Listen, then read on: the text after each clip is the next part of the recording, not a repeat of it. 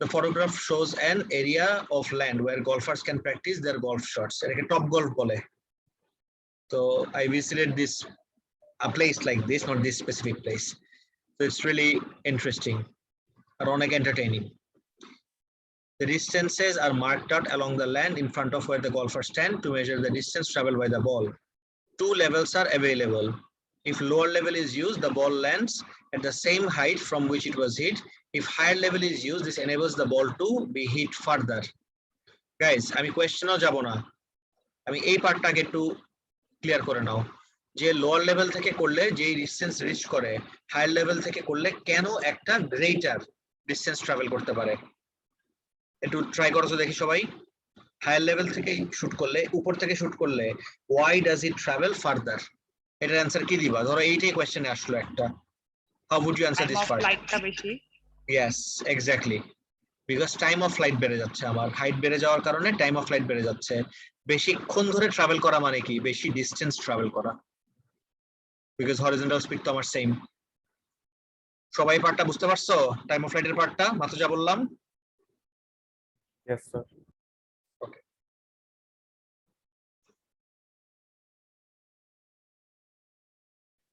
A ball is given an initial velocity of 33 meters per second at an angle of 28 degrees to the horizontal. 33 meters per second, 28 degrees to the horizontal.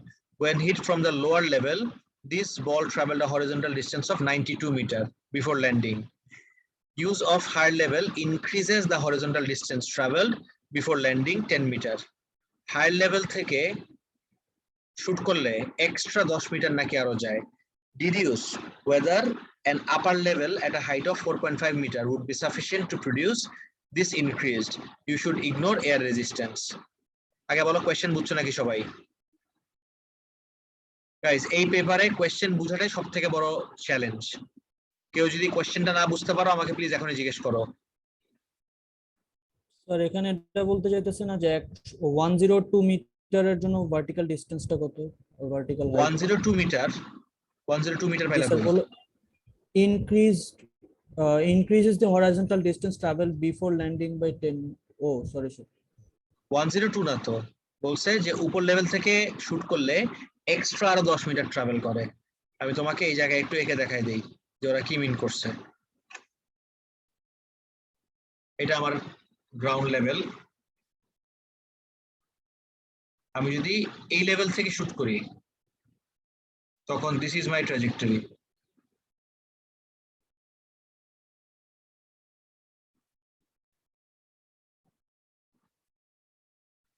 আর যদি আমি উপর level থেকে shoot করি exactly same ওয়েতেই,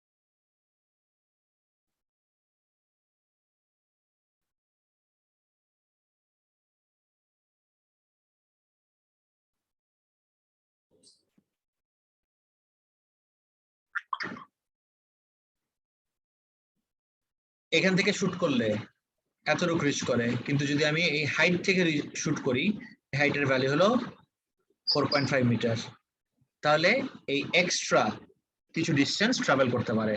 দেখো এবার বুঝছো নাকি কোশ্চেনটা? আরেকটু আবার কোশ্চেনে যাবেন? এখন বুঝেছি। আর ভ্যালুস গুলো কি কি? 33 মিটার পার সেকেন্ড। আচ্ছা, আর নিচের লেভেল থেকে শুট করলে এই ডিসটেন্সটা কতটুকু?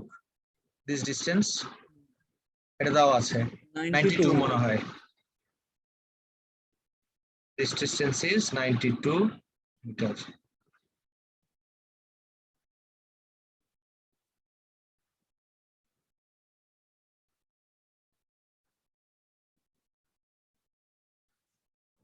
মিটার। তাহলে এই এক্সট্রা কতটুকু সেটা আমার বের করতে হবে। তাহলে আমার এই টোটাল ডিসটেন্সটাকে বের করে নিতে হবে।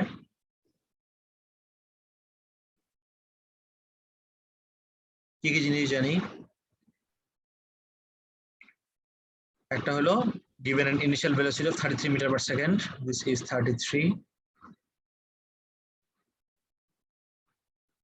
স্যার জি স্যার বলেন। হরাইজন সরি লোয়ার লেভেল আর হায়ার লেভেলের জন্য ইনিশিয়াল ভেলোসিটি আর অ্যাঙ্গেল কি সেম রাখতে? সেম 28। তাহলে বেসিক্যালি আমার এই হাইটের জন্য হরিজন্টাল ডিসটেন্সটা বের করতে হবে। কিভাবে করবো এভরিওয়ান? সবার আগে ভার্টিক্যাল থেকে টাইমটা বের করে নিব। ভার্টিক্যাল থেকে টাইম বের করে তারপরে সেই টাইমটা কোন ইকুয়েশনে বসাবো? হরিজন্টালের জন্য হরাইজন্টালের জন্য v equals to distance by time। তাহলে এখান থেকে ডিসটেন্সটা বের করব। তারপর এই ডিসটেন্স মাইনাস 92 করলে আমি এই এক্সট্রা ডিসটেন্সটা পাবো। That is my last step. Sir একটু আবার কোশ্চেনে যাবেন? গেলাম গাইজ, এবার কি মানে ক্লিয়ার সবার 10 স্টেপস মিটারের গুলা? কথাটা কি বলতেছে স্যার? কোনটার কথা মানে এই 10 মিটারের কথাটা কি বলতেছে? ইউজ অফ বলছে? দি এই হায়ার লেভেল। এক্সট্রাটা 10 মিটার যেতে পারবে। এখন তোমার করে দেখতে হবে যে এক্সট্রা এই ভ্যালুটা 10 মিটার হয় নাকি হয় না। এবার বুঝছো জি স্যার। যে উপর লেভেল থেকে শুট করলে নাকি এক্সট্রা আরো 10 মিটার যায়। এখন তোমার বের করতে হবে যে এক্সট্রা কি অ্যাকচুয়ালি 10 মিটার যায় নাকি 10 মিটার যায় না। এবার ক্লিয়ার নাইম? জি স্যার। তাহলে আমার স্টেপস গুলো আমি বলে দিচ্ছি, সবাই শুনো। সবার আগের কাজ হলো এই টাইম অফ ফ্লাইটটা বের করে নেওয়া। টাইম অফ ফ্লাইট জেনারেলি আমরা কোন অ্যাসপেক্ট অফ দ্য মোশন থেকে বের করি? Can you all identify? Vertical. Vertical থেকে। ভার্টিক্যালি কোন ইকুয়েশন ইউজ করব? s equals ut plus half it square. So vertically s minus 4.5 না? s equals ut plus half a t square. S টা, this is projectile motion scenario number 3. I hope you all remember guys, projectile motion scenario number 3 টা। জি sir.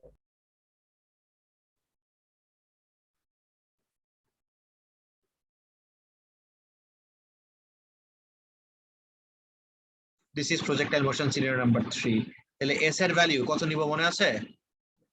একদম -h। লেকচারই আছে, এই যে দেখেন sir.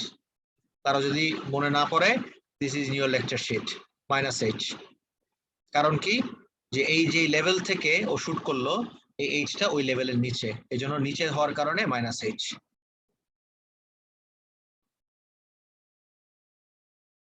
তাহলে s হলো -4.5। u এর ভ্যালু, ভার্টিক্যাল ইউ এর ভ্যালু কত হবে? 33 sin 28।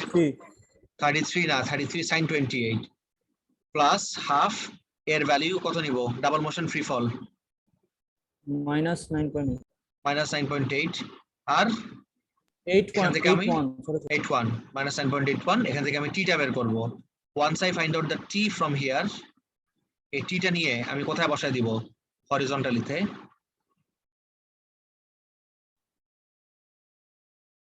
হরিজন্টালি একটা ইকুয়েশন, সেটা কি? Speed equals distance by time. তাহলে হরিজন্টালিতে এসে এই টাইমের ভ্যালুটা বসায় দিব এই জায়গায়।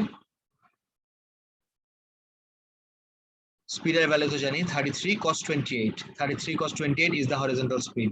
এখান থেকে ডিসটেন্স বের করব। তাহলে আমার এই টোটাল ডিসটেন্সটা বের হয়ে যাবে। তারপরে এই টোটাল ডিসটেন্স -92 করলেই I'll get this value। আর এই ভ্যালুটা বের করে আমার দেখতে হবে যে এটা কি 10 মিটার আসে, 10 মিটারের বেশি আসে না 10 মিটারের কম আসে। সবাই স্টেপস গুলো দেখো এবার। দিস ইজ স্টেপ 1 ভার্টিক্যালটা, তারপর this is step 2 and finally this is step 3। কোন জায়গায় কনফিউশন হলে প্লিজ জিজ্ঞেস করো। পুরোটা পড়ে দেখো এভরিওয়ান কেমনে করছি আমি।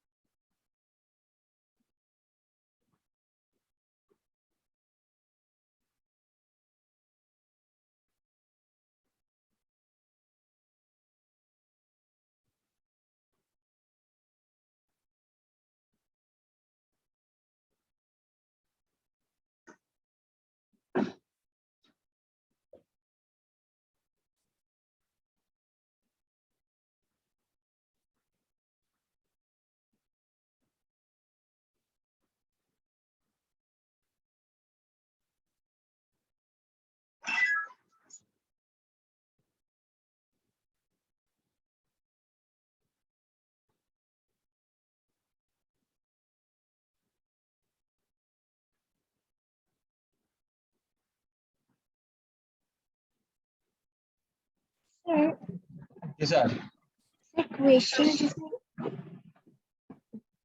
কোয়েশ্চেনে যদি ডিডিএস লেখা থাকে তাহলে কি এরকম শো করতে হবে? এরকম শোনা তো ডিডিউস বললে লাস্টে একটা কনক্লুসিভ স্টেটমেন্ট দিলে better. Height of 4.5 meter produces an extra horizontal displacement of 100, আমার আসছে 100, আর আগের বার নিচ থেকে শুট করলে হয়তো 92, তাহলে 100 minus 92 করলে 8 meter, not 10 meter. Guys clear পুরোপুরি সবার? ওকে, স্যার ডিসটেন্স কি 2SF এ নিছে 99.9 টাকে কনভার্ট করে? 2SF এ নিচে, রাইট।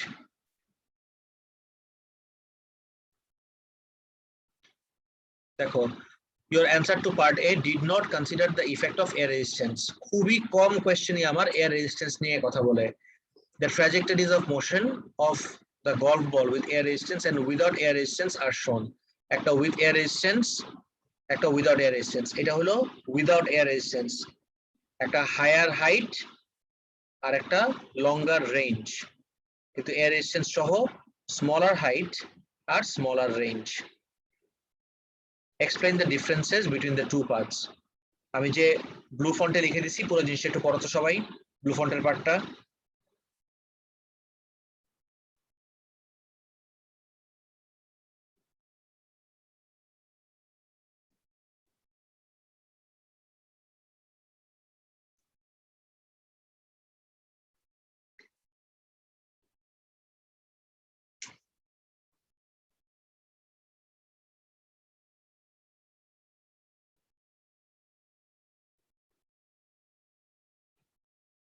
পড়েছি।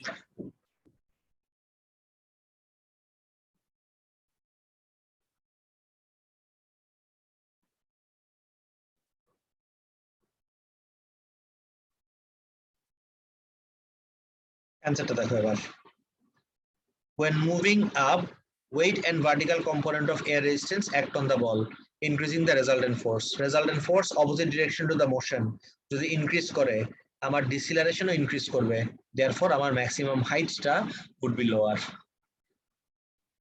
আর horizontal motion এ কি বলবো? There is horizontal force due to air resistance. Air resistance এ দুটো কম্পোনেন্ট চলে আসবে, একটা ভার্টিক্যাল একটা হরিজন্টাল। ভার্টিক্যালের কথাটা উপরে বললাম আর হরিজন্টালের কথাটা এখানে বললাম, therefore the horizontal velocity is lower. This means that the ball will travel a shorter distance. এই জায়গায় resultant force আর acceleration লিঙ্কগুলো দেখো সবাই। এই জায়গায় resultant force and acceleration vertical direction এ, আর এই জায়গায় horizontal force যে আমার air resistance চলে আসবে সেটা নিয়ে কথা বললাম। horizontal velocity টা lower হবে, horizontal velocity lower হলে it will travel a shorter distance. Sir horizontal মোশনে অ্যাক্সিলারেশন নিয়ে কিছু লিখে নেই কেন? বুঝি না, আরেকবার বলো। স্যার হরিজন্টাল মোশনে অ্যাক্সিলারেশন নিয়ে কিছু লেখেন নেই কেন? না, দরকার নেই।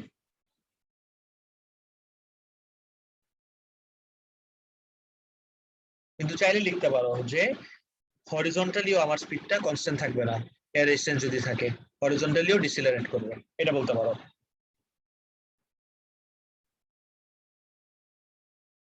ডান? Yes sir.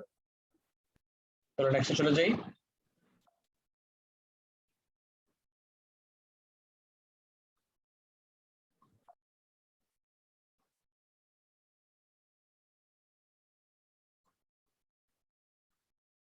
এই কোয়েশ্চেনটা অনেক ট্রিকি। তারপরে you have another question, this question super tricky কোয়েশ্চেনের এই পার্টটা, and then you have a gear question, এটাও কয়েকটা পার্ট ওয়াজন্ট ইজি। ওভারঅল আমি বলবো একটা খুব ট্রিকি পেপার ছিল, এই জন্য এত টাইম নিয়ে দেখতেছি এভরিওয়ান। সবাই একটু সিনসিয়ারলি দেখো আমার সাথে। হ্যাঁ 14টা মকে দিয়েছিলাম, পারি না। হ্যাঁ, এই জন্যই এখন দেখাই দিচ্ছি, নোটিস করো 14টা ট্রিকি ছিল, ভালো tricky. For a boat to maintain a constant upright position in water, the weight W and upthrust U should have the same line of action. Upright position থাকার জন্য Gটা হলো আমার সেন্টার অফ গ্র্যাভিটি আর Xটা হলো আমার যে line ধরে আপথ্রাস্ট act করে, দুজন এক লাইনে থাকলেই তখন আপরাইট পজিশন মেইনটেইন করবে। U acts through X, the center of gravity of the volume of water displaced by the boat.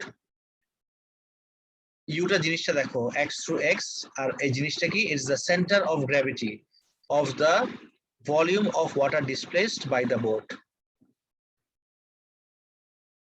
Uটা is basically the upthrust. আর কতটুকু ওয়াটার ডিসপ্লেস করলাম সে ওয়াটার ডিসপ্লেসড এর centre of gravity A sudden gust of wind applies a force to the side of the boat causing it to tilt. অনেক জোরে বাতাস আসলে বোটটা tilt করলো as seen in this diagram.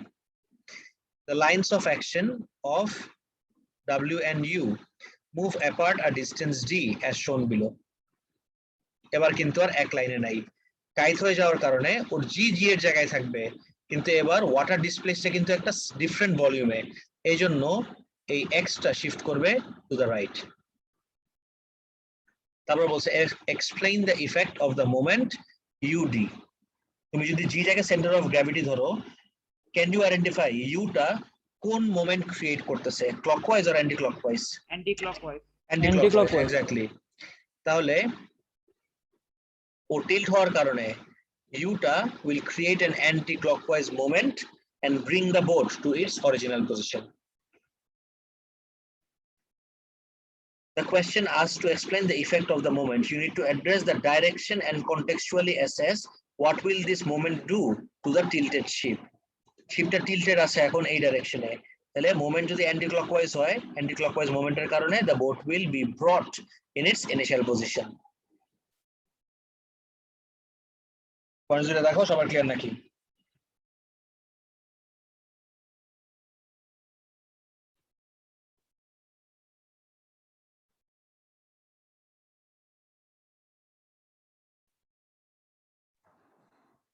Sir October 19 কেউ pass করেছিল sir?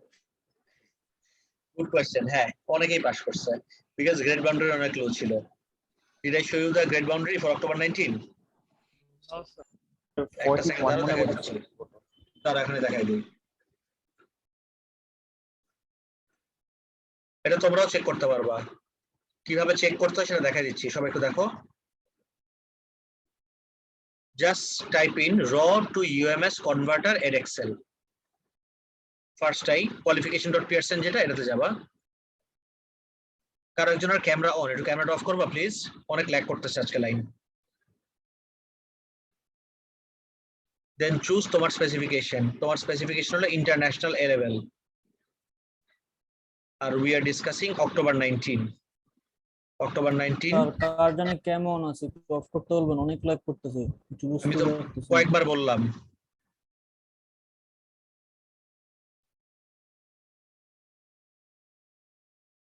Shayan সাজেব তোমার camera on sir এই of করে দিলাম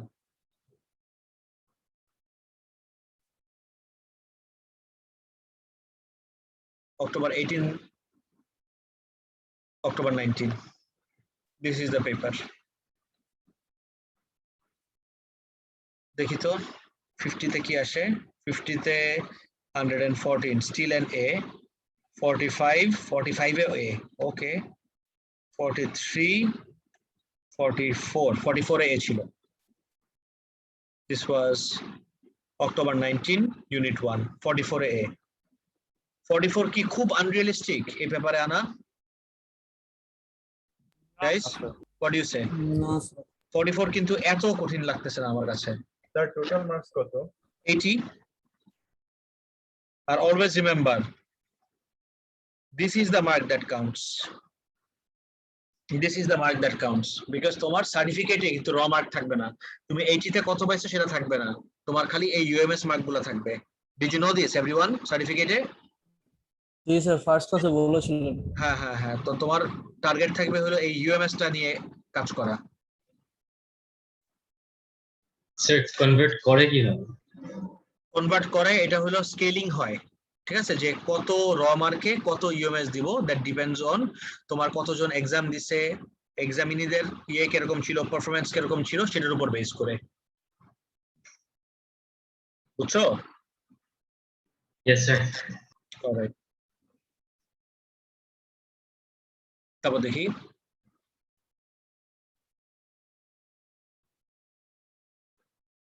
explain what would happen to the boat in a windy weather আচ্ছা অ্যান্সার দেখছো This moment causes an anti-clockwise rotation about G, returning the boat to the upright position.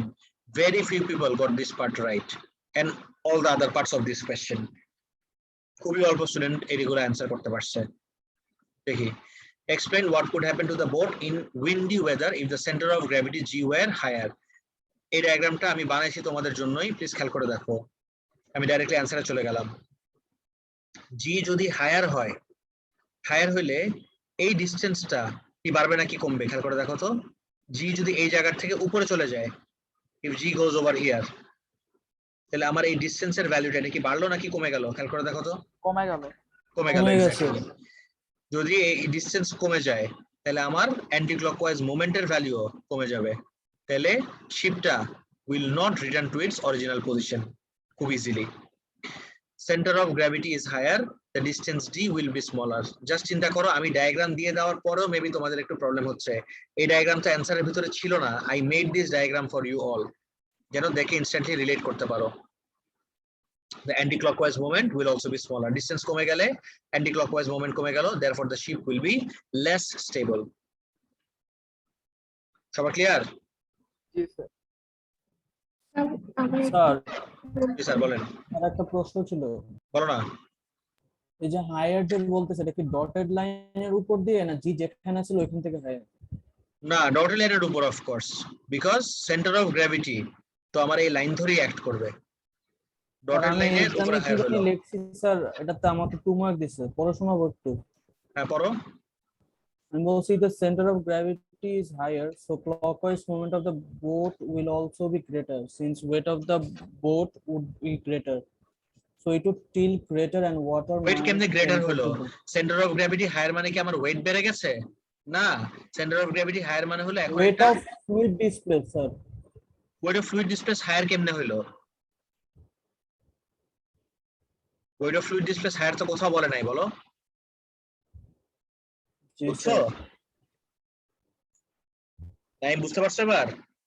G sir. Weight of fluid displace নিয়ে কোনো রেফারেন্সই তো নাই এখানে।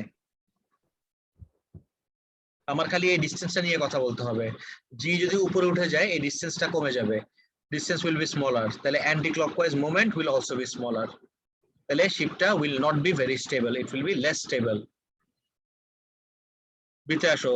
Some boats use a ballast tank which is refillable tank of water in the base of the boat to improve stability. নিচে ballast ট্যাঙ্কের ভিতরে আমি চাইলে পানি ভরে রাখতে পারি। কোশ্চেনটা দেখো, explain why the position of X for the ship when it has a full ballast tank is lower than when the ship has an empty ballast tank.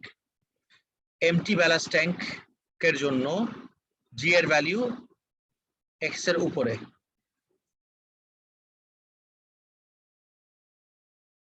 আর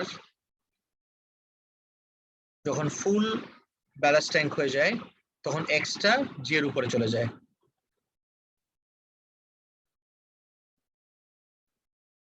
সবাই দেখছো? জি স্যার। আচ্ছা, এইটাই আমি তোমাকে একটু একটা ছোট্ট এক্সাম্পল দিয়ে বুঝাই। একটা সিমুলেশন রেডি করে রাখছি তোমাদের জন্য, এটা দেখলে আমার মনে হয় একটু ইজিয়ার হবে বোঝাটা।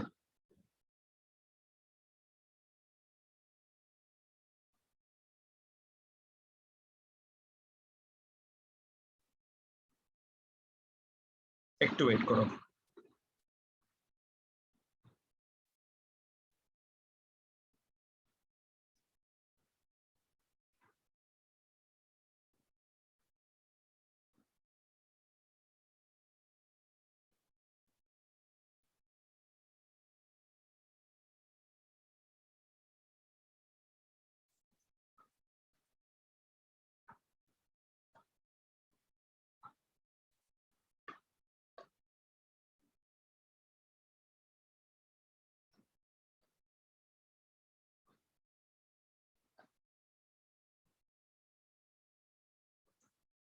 Everyone, check this out.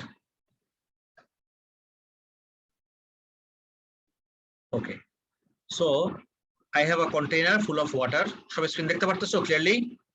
G sir. জি sir. Okay, so I have a container full of water. এটার ভিতরে আমি স্টাইরোফোম নিলাম। স্টাইরোফোম নিলে খেয়াল করে দেখো কতটুক ভলিউম অফ ফ্লুইড ডিসপ্লেসড হয়। একদম অল্প অল্প একটু ভলিউম অফ ফ্লুইড দিয়েই আমি আপথ্রাস্টটা ক্রিয়েট করতে পারি। বাট যখনই আমি এই স্টাইরোফোমের জায়গায় উড দিয়ে দিব, ইউ টেল মি স্টাইরোফোম থেকে কি উডটা হেভিয়ার নাকি লাইটার? Everyone, heavier. অবশ্যই হেভিয়ার। Heavier. স্টাইরোফোম থেকে definitely wood is heavier.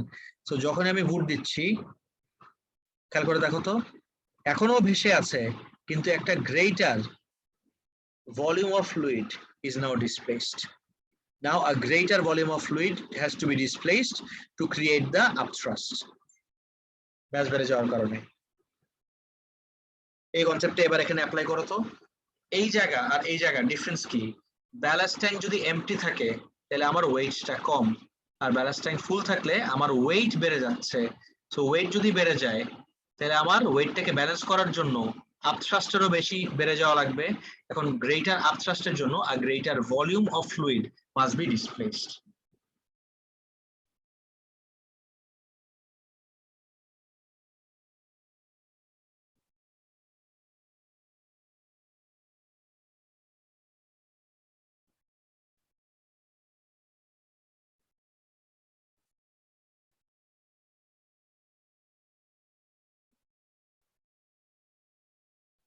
Sir x টা কি রিপ্রেজেন্ট করে? বুঝি না স্যার, আরেকবার।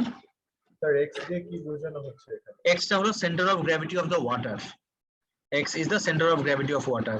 এখানে কতটুকু ওয়াটার আছে দেখো, এই জায়গায় কতটুকু ওয়াটার ডিসপ্লেস করলাম আমি।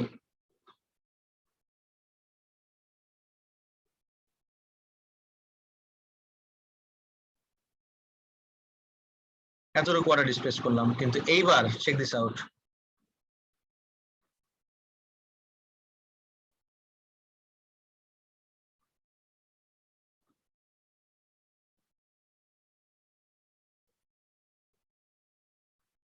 এবার খেয়াল করে দেখো, একটা greater volume of water displace হচ্ছে। জাস্ট ইনক্রিজ ইন ওয়েটের কারণে। অফকোর্স ব্যালাস্ট ট্যাঙ্ক যদি ফুল হয়, এখন এই জিনিসটা পানিতে আরো নেমে যাবে। কেন ডাবতেছে? বিকজ একটা greater volume of water needs to be displaced to create this upthrust. এবার ক্লিয়ার? খেয়াল করে দেখো তো, তাহলে এতটুকু ওয়াটারের centre of gravity would be here, কিন্তু এবার এত গ্রেটার ওয়াটারের সেন্টার অফ গ্র্যাভিটি কি নিচে থাকবে নাকি একটু উপরে? একটু উপরে। এবার রিলেট করতে পারতেছো কোশ্চেনের সাথে? নান অফ ইউনিফর্ম শেপ দেখে সেন্টার দিয়ে করতেছে। ইয়েস ইউনিফর্ম শেপ দেখে জাস্ট সেম পজিশনেই বা সেম লাইনেই জাস্ট উপরে উঠে গেল j এর ভ্যালুটা। This is just like this. আমি ইজি করে দিই, খেয়াল করে দেখো। It is very similar to this concept.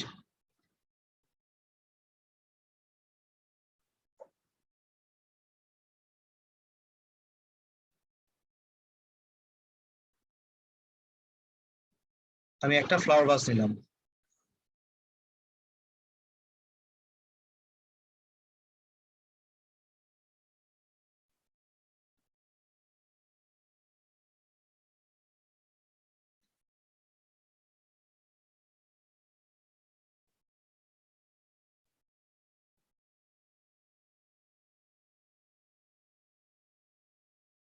Or centre of gravity কি একদম মাঝখানে হবে নাকি একটু নিচে হবে বলো তো?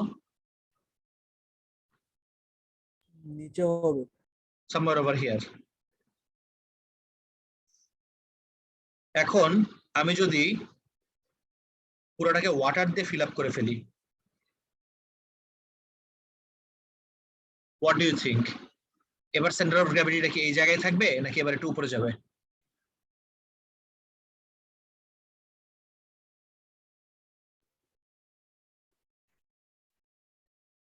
ফিগার করতে পারছো এবার? না স্যার। এটা তো দেখি এই জায়গায় আমার ওয়েট কম, এই জন্য অল্প একটু ওয়াটারই কাজ হয়ে যাচ্ছে। এতটুক water is enough, right, to provide the upthrust. But যখন ওয়েট বেশি, ও আরো নিচে চলে গেল, because now a greater volume of water is required. এখন এতটুক ওয়াটারের centre of gravity, this makes sense. But এত বড় ভলিউম অফ ওয়াটারের সেন্টার অফ গ্র্যাভিটি কি নিচে এই জায়গায় থাকবে নাকি উপরে থাকবে? উপরে। এবার বুঝতে পারছো? আচ্ছা তাহলে এখানে ডায়াগ্রামটা ভুল। ডায়াগ্রাম ভুল হতে যাবে কেন? সেন্টার অফ গ্র্যাভিটি নিচে, আপনি বললেন উপরে হওয়ার কথা। সেন্টার অফ গ্র্যাভিটি নিচে না তো স্যার, সেন্টার অফ গ্র্যাভিটি জি এর কথা বলতেছি না তো, আমি ওয়াটারের কথা বলতেছি। X is the centre of gravity of the water. আচ্ছা এবার বুঝছো? এক্স দেখো কোথায় ছিল আগে, নিচে, এখন এক্স কোথায় চলে গেছে, উপরে চলে গেছে, সেটা বলছি আমি। জি হচ্ছে centre of gravity of the boat. G হলো centre of gravity of the boat, এটা তো আমরা একদম ফার্স্টে দেখছি। দেখো, G is the centre of gravity of the boat. G is the centre of নিচে চলে গ্র্যাভিটি অফ গেছে দ্য বোট। জিটা, কারণ ওয়েটটা গ্রেটার। হ্যাঁ, জি এবার নিচে গেল কেন? জি নিচে গেল বিকজ এবার আমার ওয়েটটা গ্রেটার। তাহলে নিচের দিকে যদি ওয়েট আরো বেশি থাকে, তাহলে যেদিকে আমার ম্যাস বেশি, সেন্টার অফ গ্র্যাভিটি তার দিকে শিফট হয়, এই জন্য জিটা নিচে চলে গেছে। আর এক্স উপরে গেল কেন? বিকজ এবার আমার একটা greater volume of fluid displace করতে হচ্ছে। ভলিউম এই ভলিউমটা, রাইট, এই ভলিউমটার সেন্টার অফ গ্র্যাভিটি উপরে হবে, এই জন্য। এবার ক্লিয়ার? অ্যান্সারটা পড়ো।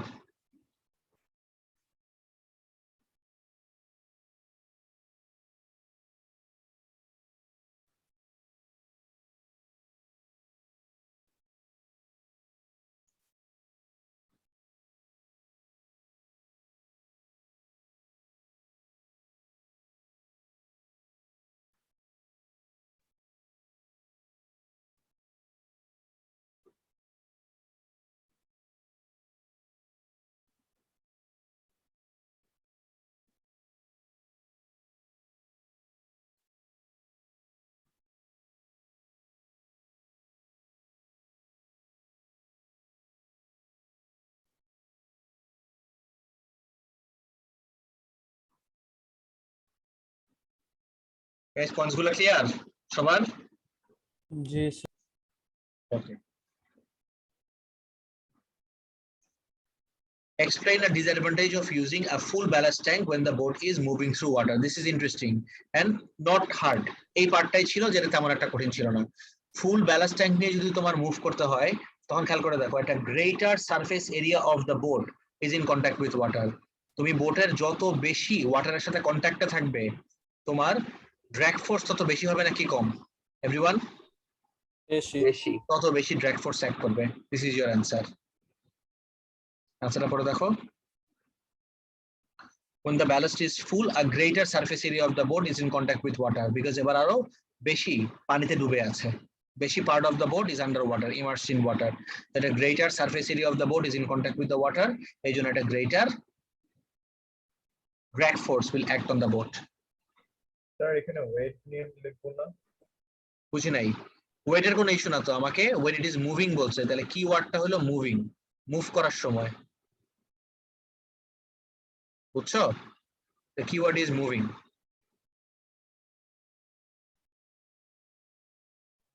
স্যার ওয়েট বেড়ে গেলে মুভ করতে বেশি সমস্যা হবে না? ওয়েট বেড়ে গেলে মুভ করতে কেন সমস্যা হবে সেটা জিজ্ঞেস করছে, বা সমস্যাটা কি, that was the question. Weight বেড়ে গেলে হোয়াট ইজ দ্য প্রবলেম, সেটাই অ্যান্সার করছি। ও আচ্ছা, বুঝছো? Yes sir. আর এখনো মানে মুভিং থ্রু দ্য ওয়াটার বললে এটা এখনো মানে ভাসতেছে না, ভাসতেছে কিন্তু ভেসে ভেসে মুভ করতেছে। ভাষা তো ইস্যু না, ইস্যু হলো বোট তো ভেসে থাকা বোটের কাজ না, বোট তো ট্রাভেল করা বোটের কাজ। তো ট্রাভেল করতে এবার কেন বেশি প্রবলেম যদি ব্যালাস্ট ট্যাঙ্ক ফুল থাকে? That is the issue, because এখন একটা গ্রেটার ড্র্যাগ ফোর্স অ্যাক্ট করবে। আমি বলছিলাম আমাদের যখন এই ফ্লুইড ইয়া নিয়ে পড়াছিলেন তখন বলছিলেন যতক্ষণ পর্যন্ত এটা মানে উপরে ভাসতেছে মানে ফ্লোট করতেছে ওয়াটারের মধ্যে বা ফ্লুইডের মধ্যে, তখন তো আমরা ড্র্যাগ নিয়ে কথা বলি না, এখানে কেন বলতেছি? বিকজ এখানে তো খালি ভাসতেছে না, এখানে তো ভেসে ভেসে মুভ করতেছে। আমি বলছি যখন স্টেশনারি থাকবে, ভেসে থাকে, তখন drag force zero, it is not stationary. জি স্যার, জি স্যার, বুঝছো? স্যার একটু আগের অ্যানসারটা একটু দেখাবেন, আগেরটা স্ক্রিনশট নিয়ে নিব। এটা দেখো, স্যার স্পিড কমে যাবে এটা বললে হবে? কোনটার স্পিড ডিক্রিজ করবে? স্পিড ডিক্রিজ করবে এটা বলার জন্য মার্ক দিতেও পারে, না দিতে পারে। বুঝছো? এটা রিস্কি হয়ে যায় স্পিড ডিক্রিজ করবে পার্টটা। আচ্ছা, তো মোর অ্যাপ্রোপ্রিয়েট হলো যে ড্র্যাগ ইনক্রিজ করবে। হ্যাঁ ওকে স্যার। স্যার স্ক্রিনশট নিয়েছি স্যার। ডান, ওকে নেক্সটে চলে যাই।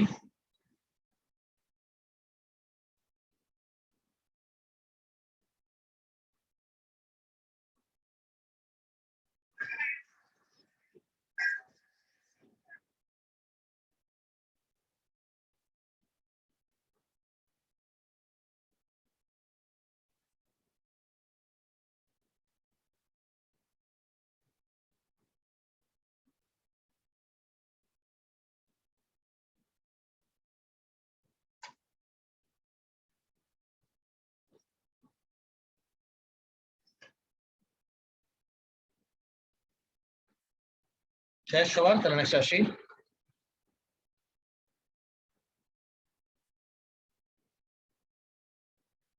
Okay. A student carried out an experiment to determine the viscosity of washing up liquid using the apparatus shown. এটা কিন্তু কঠিন না, এই অনেকগুলা কোয়েশ্চেনের ভিতরে this is a relatively easy question and known question, এটা কোনো কঠিন কোনো পার্ট নাই এই কোয়েশ্চেনটাতে। দেখি, a student released the sphere at the top of the cylinder and made measurements using a stopwatch and a meter rule. The terminal velocity of the sphere would be determined. Describe a method that the student could use to determine an accurate value for terminal velocity of the sphere. You may add to the diagram. Guys, terminal velocity is a key velocity. বলতে পারবা কেউ? constant velocity. Constant Constant velocity. velocity. Exactly. Right.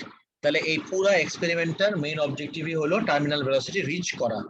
এখন কোন জায়গায় terminal velocity rich করাটার chances আরো higher, উপরের দিকে নাকি নিচের দিকে? নিচের দিকে। নিচের অবশ্যই দিকে। নিচের দিকে, because it tax a while for the sphere to reach terminal velocity. কিছুক্ষণ সময় তো লাগে টার্মিনাল ভেলোসিটি রিচ করতে। আর বলছে describe a method that the student could use to determine an accurate value for terminal velocity of the sphere. You may add to the diagram above. Meter rule দিয়ে a distance between the two markers measure করে নেব, দুটো marker লাগবে, and time taken to fall this distance is measured using a stopwatch.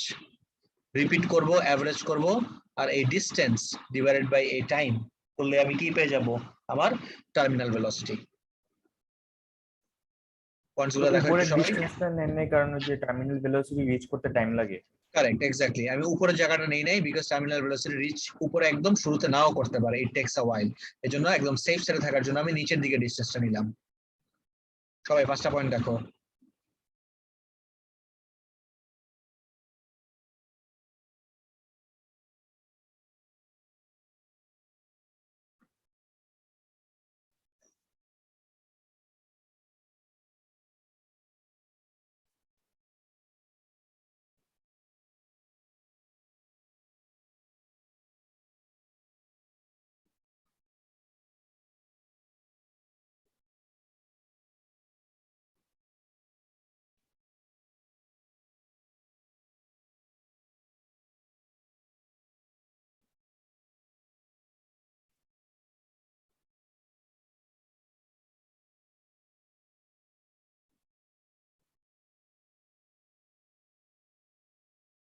Done, everyone?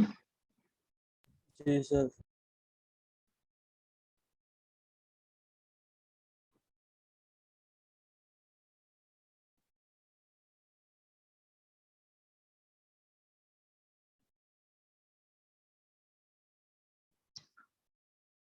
এই কোয়েশ্চেনটা পুরাপুরি আমার unit 3 এর, একদম absolutely the entire thing is from unit 3।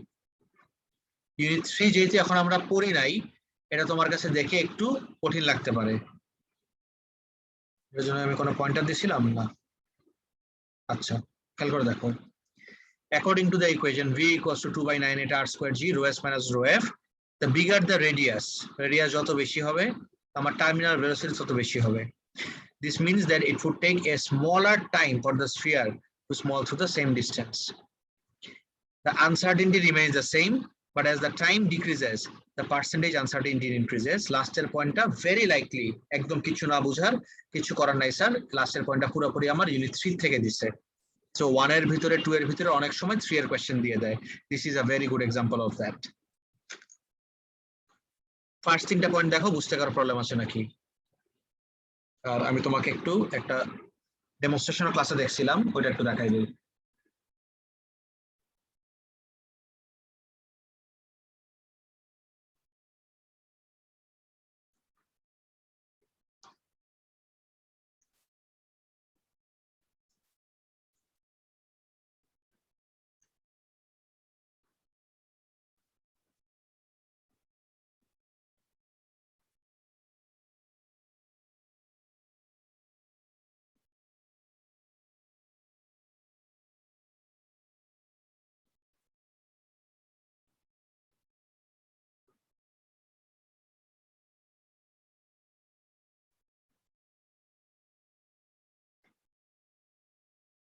সবাই দেখো একটু, মনে পড়ছে এক্সপেরিমেন্টটা? জি স্যার।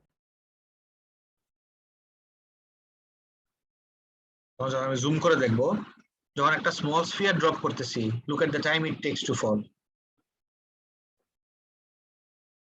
পরে আস্তে আস্তে যখন একটা লার্জার স্ফিয়ার দিব, তখন খেয়াল করে দেখো আর একটু ফাস্টার।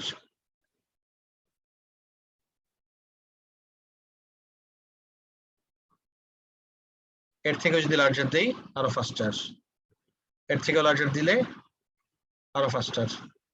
তাহলে যত লার্জার স্ফিয়ার দিব তত ফাস্ট এটা আমার ড্রপ করবে। ব্যাপারটা কি ক্লিয়ার সবার? তাহলে এত ফাস্ট ড্রপ করার জন্য টাইমের ভ্যালুটা অনেক কমে যাবে।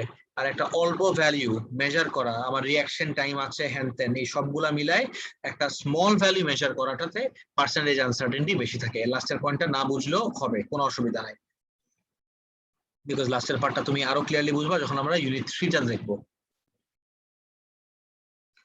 Last question, এটা শেষ করলে আজকে ডান। Complete the free body force diagram for the sphere when traveling at terminal velocity. The hint here is terminal velocity. Terminal velocity তোমাদেরকে যখন জিজ্ঞেস করলাম, তোমরা কারেক্টলি আইডেন্টিফাই করলা terminal velocity is a constant velocity.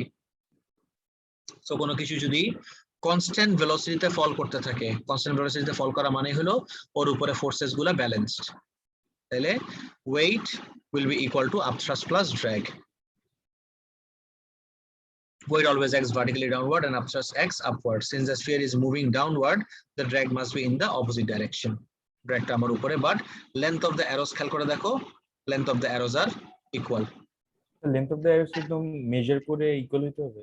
অবশ্যই অবশ্যই, তাহলে 3 মার্ক কেন দিছে বলো? এত সিম্পল ডায়াগ্রামের জন্য 3 মার্ক দিছে, so that the length of the arrows are equal. এই যে ব্লু therefore গুলো তো হিন্ট না, বুঝলেন স্যার? ব্লু গুলো হিন্ট না। ব্লু গুলা হিন্ট, এক্স্যাক্টলি। ব্লু গুলা এক্সামে লিখবা না, ব্লু গুলা আমি এখন দেখাই দিচ্ছি যারা তুমি রিকল করতে পারো আর অ্যানসারটা বুঝতে পারো। ব্লুটা আমার অ্যানসার না, ব্লুটা হলো মানে সাইড নোট। এবারটা easy, this part is very easy. আমাকে জিজ্ঞেস করছে student obtained a value for এত for the terminal velocity, calculate the viscosity eta of the washing up liquid in Pascal second. Radius দেওয়া, weight দেওয়া, density of wash up. তাহলে আমি যদি ইকুয়েশনে যাই টার্মিনাল ভেলোসিটির, v equals to 2/9 এটা r squared g rho s minus rho f। খেয়াল করে দেখো সবকিছু আছে আমার কাছে except for this rho s, density of the sphere নাই। তাহলে এই ফার্স্ট স্টেপে আগে আমি ডেন্সিটি অফ দ্য স্ফিয়ার বের করলাম, ওই যে density equals to mass by volume, এটা ইউজ করে আগে আমি এটা বের করলাম density of the sphere. Density of the sphere এই ইকুয়েশনে বসাই দিলেই আমার ভিসকসিটি চলে আসবে। This question can also be solved using the equation upthrust plus drag equals to weight, একই জিনিস। To then finding out the drag and subsequently viscosity using Stokes law to find the viscosity. Either one works, but আমার কাছে এটা বেশি relatable লাগছে দেখে I have done this method for you all. কারণ সবার কি স্যার অলওয়েজ ইউজ করতে পারবো না বুঝলেন স্যার? একবার স্যার আপনি এই ওয়েটা দেখাচ্ছেন কারণ আমরা স্টোকস ল তো অলওয়েজ ইউজ করতে পারবো না। এটা কিন্তু Stokes law included, এই ইকুয়েশনটার ভিতরে Stokes law is already included in this equation. আর এই ইকুয়েশনটা ইউজ করতে পারি শুধুমাত্র যখন আমার টার্মিনাল ভেলোসিটি রিচ করে। এই যে দেখো আমাকে যেহেতু বলে গেছে টার্মিনাল ভেলোসিটি রিচ করছে, that's why I could use this equation. সবার ক্লিয়ার? জি স্যার। ওকে ফাইন, তাহলে that's it for today. Next দিন আমরা আবার ইউনিট 2 তে ব্যাক করব। ওকে, টেক কেয়ার এভরিওয়ান, আল্লাহ হাফেজ। আসসালামু আলাইকুম। ওয়ালাইকুম আসসালাম। আসসালামু আলাইকুম স্যার। ওয়ালাইকুম আসসালাম।